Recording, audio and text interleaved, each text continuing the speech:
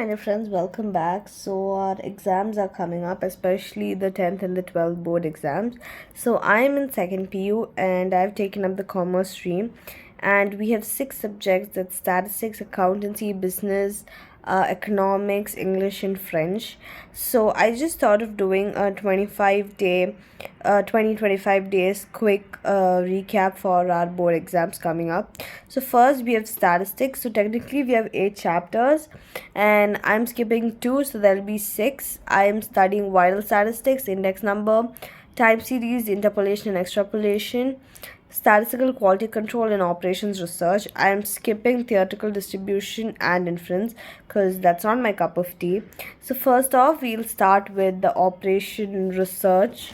So technically in this chapter we have 5 sections. So in the first section we have the definition of operation research, the phases of operation research, the scope, the linear programming problem, that's obviously an option if you want to attend the graph, and then the basic definitions of decision variables, objective function, solution, feasible solution, optimal solution, and kinds of solutions to LPP.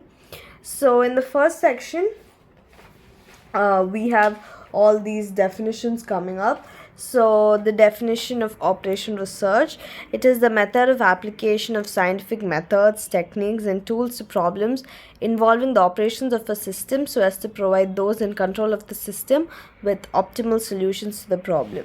Then the important phases, that is the formulation of the problem, constructing the mathematical model, identification of a solution, testing the solution obtained, and implementation and maintenance of the solution. So to remember all the 5 steps, you can use codes, that is FCITI. The next one is the scope of operation research, that is LPP, transportation problem, game theory, replacement theory, and the inventory theory. So these are the different 5 sections in this chapter. So about linear programming problem, it deals with optimization of a linear function of variables, that is cost, profit, subject to a set of constraints such as demand, supply, labor.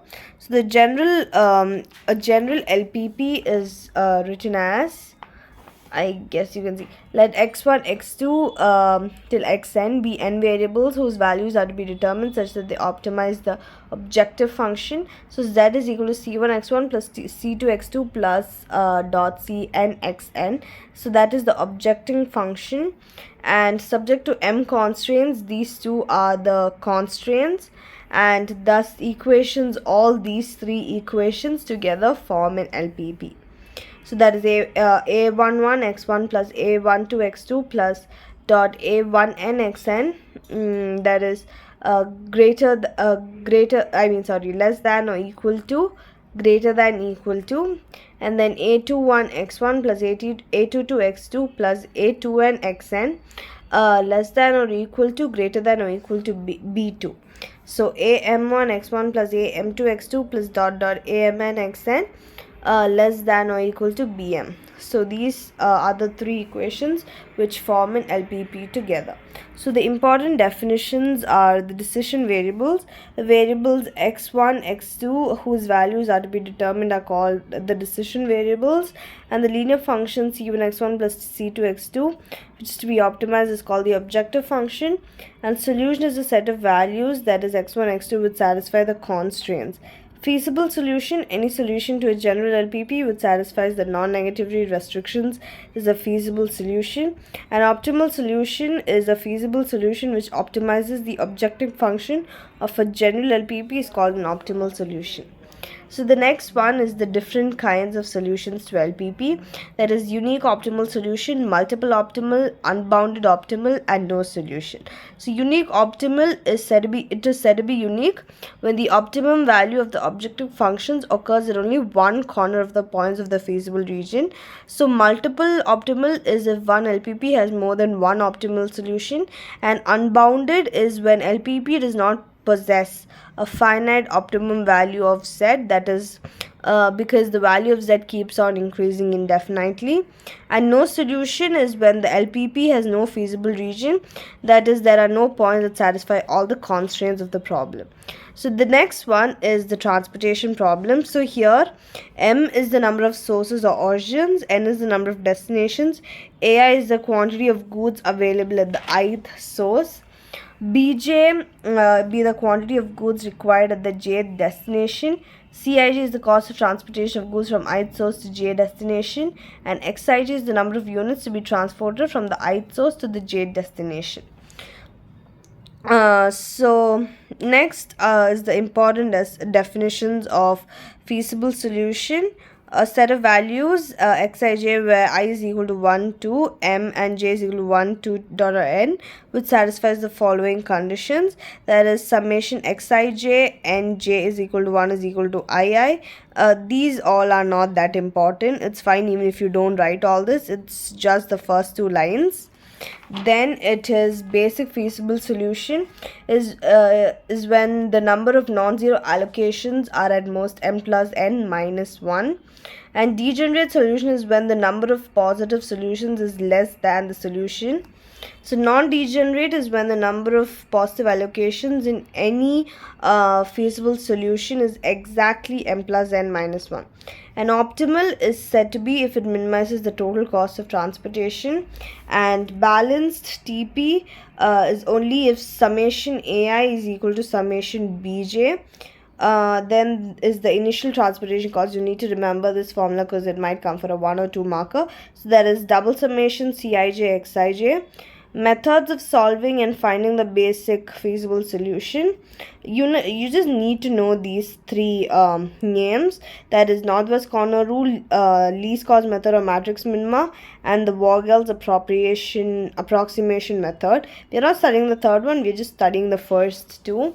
So first one, we will just find if the TP solution is degenerate. So in this question, they have given the factories, the warehouses, and the supply. So this is the requirement and this is the supply. So you need to always make sure that the requirement is always equal to your supply. So 7 plus 9 plus 18 is 34, and 7 plus 8 plus 5 plus 14 is equal to 34. So here what you have to do is this, you need to consider the corner number and then see, so this is northwest. So you need to see this number and the number over here. So that's your west. Okay, so this is your north, south, west, and east. So you see this number and you see the numbers on both the corners, and you see which number is less. Because both the numbers are same, just scratch out any one and write 0, and you write the same number in the box there, and wherever there is a 0 you cancel the entire line. So that's how you solve that. And then you leave out this line and you copy the rest of the table as it is, except this, because we are not sure that the total is going to be the same, so you don't copy this down.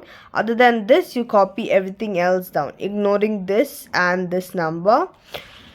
So here I've copied the rest of the number, and you take this number and you consider these two numbers. Out of 8 and 9, 8 is less, so you cancel 8 and write 0, and the less number should be written on the top in the box, and you scratch 9 and you write 9 minus 8, that is 1, so you write it there.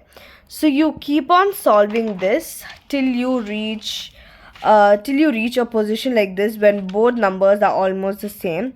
So both numbers are 14 here and both of them get cancelled and you get 0. So you need to see the number of positive allocations. So the positive allocations are nothing but the numbers in the boxes. That is 7, 8, 1, 4 and 14. All the numbers which are on the boxes are the positive allocations. So the number of positive allocations is 5. So now you need to write m plus n minus 1. So m is nothing but all of this. Okay, m is nothing but all of this. 1, 2, 3. M plus n is all of this. D1, D2, D3, D4 are your n's. So 3 plus 4 minus 1. So that is 6. Okay, so the number of positive allocations is less than m plus n minus 1. So this solution has a degenerate solution. So that is NWCR. So to calculate the transportation cost, the formula is double summation Cij that into Xij. So you need to just multiply these two numbers, that is 400 into 8, 100 into 4, 100 into 5, 100 into 6, and 100 into 3. When you multiply all this, you get the transportation cost, that's rupees 5,000. Okay. And the next one is MMM method.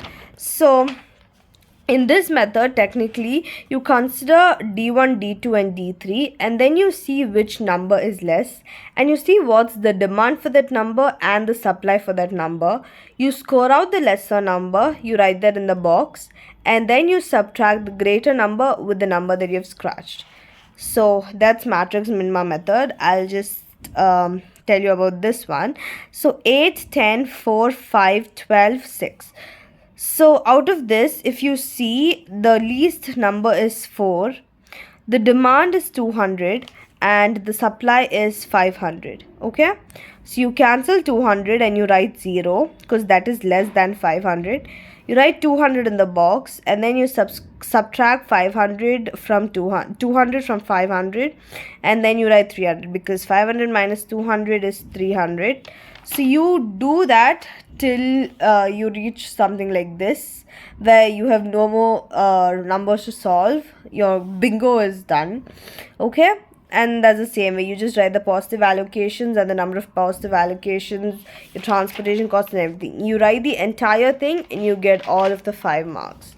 So next one is game theory. So any competitive situation is called a game, and a game is called, there's another important thing. A game is said to be fair when the value of the game is always 0. And then the properties of good game, just know 2 of them. There are a finite number of competitors, or called players or participants. And a game is said to be played when each player chooses one of his courses of action from the list of courses of action available to him. And then these important terms, that is n-person game with n participants. 2-person is when 2 people are participating. Strategy is predetermined by which a player determines his course of action, and there are 2 types, that is pure strategy and mixed strategy. In pure strategy, a player decides to use only one particular course of action, and in mixed strategy, he decides to use all or some available courses of action. Zero sum is when the sum of the payoffs of the player is 0, and 2-person zero sum game is a game with 2 players in which the gain of one player is the loss of the other.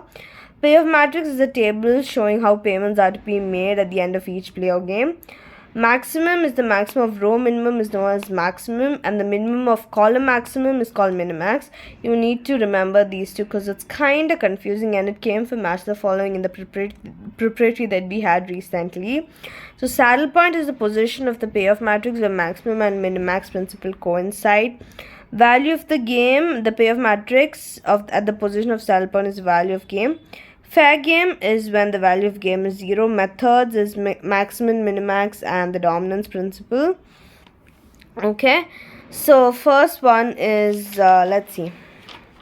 First, we see the principle of dominance. So technically over here, when you see the row and the column, in the row the less value row is to be deleted, and in the column the maximum value column is to be deleted. So that's how you solve the principle of dominance. So if you see here, 3, 2, 1, 6, 3, 1, 0, 4, 3, 4, minus 3 and 0. First you consider A1 and A2, and then you compare these 2 columns. Out of 3 and 3, it's the same. 2 and 1, 1 is less. 1 and 0, 0 is less. 6 and 4, 4 is less.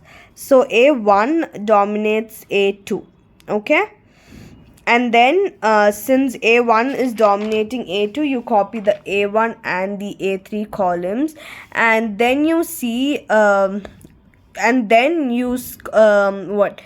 you see which column has the more number, and the column with less value has to be deleted. So here B3 dominates B1, B2 and B4, because out of 3 and 2, 2 is less. 3 and 4, 3 is less. So it's alternate, so you don't consider that. 2 and 1, 1 is less. 4 and minus 3 is less. So 1 and 6, 1 is less. Minus 3 and 0, minus 3 is less. So B3 dominates B1, B2 and B4. Okay, so at last you come at a point like this, and the saddle point is 1 comma 3. So the value of the game is 1. It's not a fair game, because if it should be a fair game, the value of the game should be 0. So that's that. Next one is the replacement theory. So here technically they give you the number of years. The depreciation cost is normally P minus Sn. If they tell you that the value of the cost of machine is 500, for example, so P is 500, and CI is the maintenance cost. Mostly they might just give you the first year's value, and then they just tell that it's increasing by 3000 for the next 5 years or for the next 4 years, and that summation CI is nothing but the cumulative frequency of this. So to find the cumulative frequency, you write the first number as it is, and then you keep adding it, like 4500, and then 4500 plus 5500, 5500 plus 6500, you do that. So P minus Sn plus Ci. So you should make sure that you don't add this value. You take the summation Ci value and then you add these two columns. So now you have got Tn. So to find An, you need to divide the Tn values divided by n. So you need to always remember that depreciation cost is P minus Sn, maintenance cost is Ci, and P minus Sn plus summation Ci is Tn. So that's that. And the last one is the inventory theory. So inventory is nothing but physical stock of goods kept for the purpose of future production or sales. And inventory costs, these are the 4 types: holding cost, setup cost, shortage cost, production cost. So holding cost is the cost associated with the maintenance of an inventory until they are sold. Procurement cost, the ordering cost, is the cost associated with setting up of the machinery before starting production. Shortage cost is the cost associated with either a delay in meeting the demand or the inability to meet the demand. Capital cost is the cost associated with an item, whether it's manufactured or produced. Variables, control variables, uncontrolled variables. And terms like stock replenishment is the quantity of goods acquired in one replenishment in order to maintain a certain level of inventory. Demand is the number of items required per period. And then lead time is the time gap between the placing of order and the arrival of goods. Time horizon is the time period over which the inventory control is planned. Economic order quantity is the quantity of goods acquired in the inventory, which minimizes the total cost of carrying inventory and the ordering cost. That's called EOQ. So the lot size, which minimizes the total cost of carrying the inventory, is called ELS. So here are the advantages and the disadvantages of inventory. So you need just 2 or 3.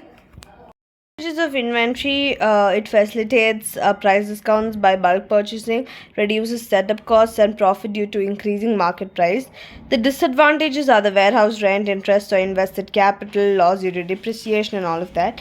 So you need to make sure of the notations. So Q is lot size per production run, C1 is holding cost per unit good, C2 is shortage cost per unit good per unit time. C3 is setup cost, R is demand rate, T is time interval, N is number of replenishments, and C bracket Q or CQS is the average total cost per unit time, and P is the purchase cost. So these are the two inventory models, that is the deterministic and the probabilistic. So the assumptions of deterministic models, there are 2 models. So that's EOQ or ELS model with uniform demand, instantaneous production, shortages are not allowed, and lead time is 0. And here there's when uniform demand, instantaneous production, shortages are allowed, and lead time is 0. The only difference is based on the shortages. So these are the various formula that you need to keep in mind. I know it's not an easy piece of cake, but then I guess just one question came from this section. Yeah, just one question came as a 5 marker from this question. So yeah, So in this question, the demand for an item is 700 units per year. The cost of planning an order is rupees 7. Holding cost is rupees 10 and the cost of shortage is rupees 3 per unit. So here R is 700, C3 is rupees 7, C1 is rupees 10 and C2 is equal to rupees 3. So EOQ is nothing but Q0 is equal to 2C3R by C1 square root and square root of C1 plus C2 divided by 2. So that is 2 into 7 into 700 divided by 10 to square root of 10 plus 3 divided by 3. So that is 65.1. And time between orders is Q0 divided by R, that is 65.1 divided by 700. So R is 700, so you get 0.093. So I hope that I was able to complete the chapter at least in a rough. And if you have any doubts regarding this chapter, any clarifications, you can obviously go down the comment box and then comment me down, and then I will ensure that I'm able to reply to all of your queries. Thank you. See you tomorrow.